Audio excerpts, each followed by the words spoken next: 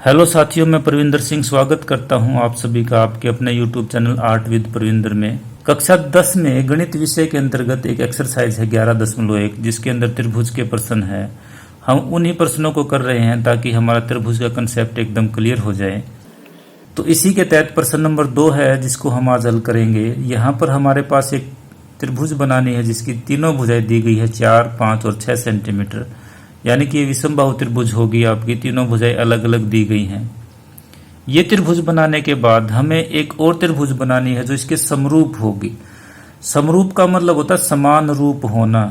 Size छोटा बड़ा हो सकता है। जैसे मान लेते हैं कि अगर आपके पास एक फोटो है और आप उसी फोटो को बड़ा रूप में भी बनवा लेते हो तो दोनों फोटो आपके समरूप होंगे, वे सर्वांगसम नहीं होंगे। तो इस त्रिभुज के समरूप हमने एक त्रिभुज और बनानी है जिसकी भुजाएं दी हुई त्रिभुज की संगत भुजाओं की 2/3 गुनी हो।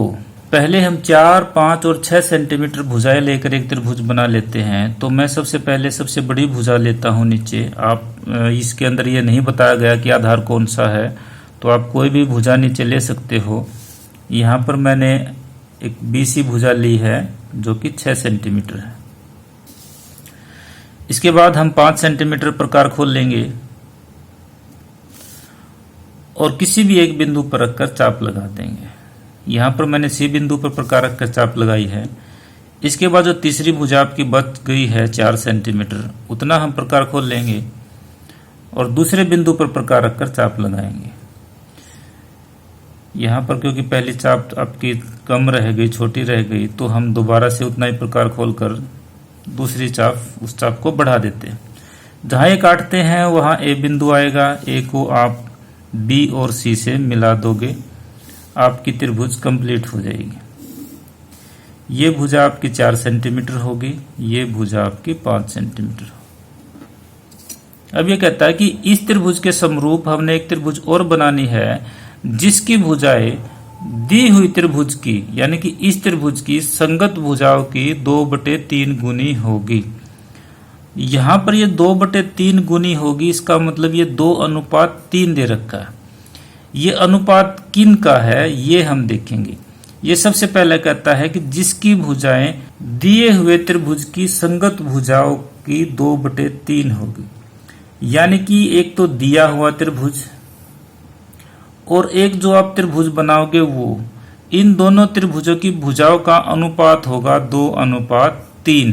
इसको आप ऐसे भी बोल सकते हो, यदि आपकी दी हुई त्रिभुज की भुजा 3 सेंटीमीटर है तो जो त्रिभुज आप बनाओगे उसकी भुजा 2 सेंटीमीटर होगी।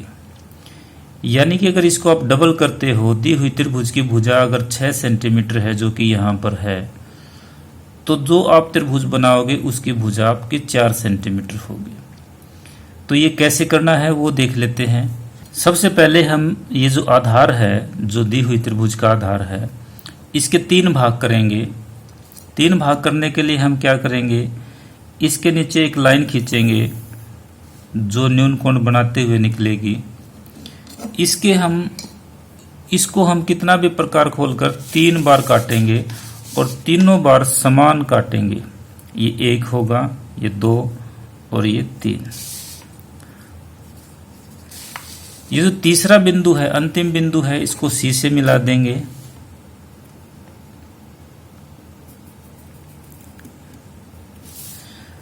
इसका मतलब ये हुआ कि BC आपके 3 भागों में बट चुकी है।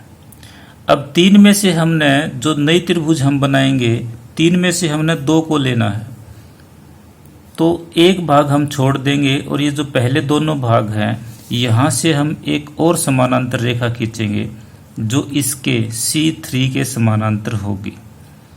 तो ये समानांतर रेखा हम खींच देंगे। इस बिंदु का नाम आ जाएगा C'। अब यहां से AC के समानांतर हम खींच देंगे।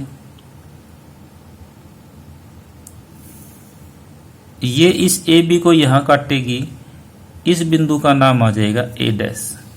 तो आपकी जो नई त्रिभुज होगी वो A होगी, A', B और C'।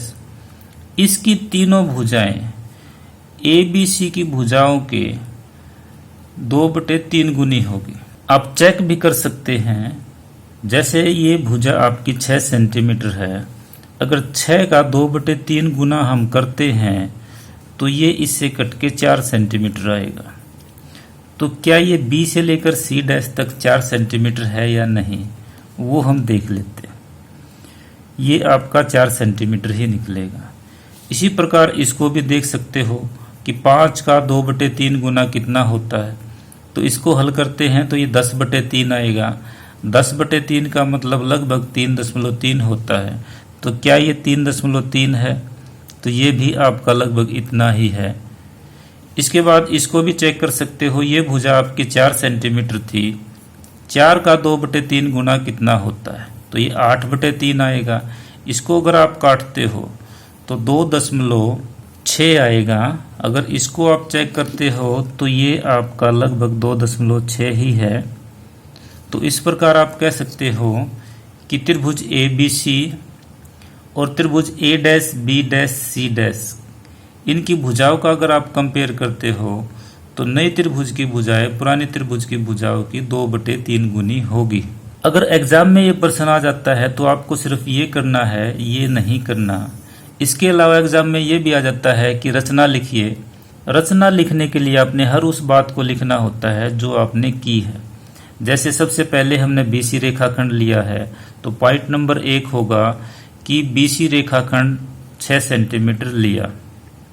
इसके बाद हमने सी बिंदु से एक चाप लगाई थी, वो लिखेंगे कि 5 सेंटीमीटर प्रकार खोलकर सी बिंदु से चाप लगाई।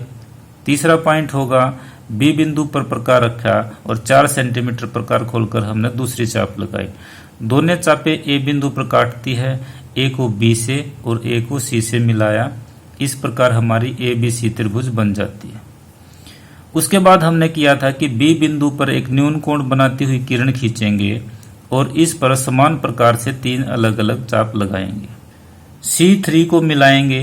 C3 के समानांतर हम C'2 खींचेंगे।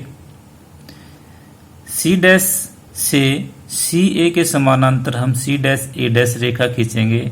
इस प्रकार हमारी A' B C' अभिष्ट त्रिभुज बन जाएगी, जो ABC त्रिभुज की 2/3 गुनी भुजाओं के साथ होगी। उम्मीद करता हूँ ये सवाल आपको समझ में आया होगा। आज की वीडियो में इतना ही। जल्द ही मिलेंगे अगली वीडियो में। धन्यवाद।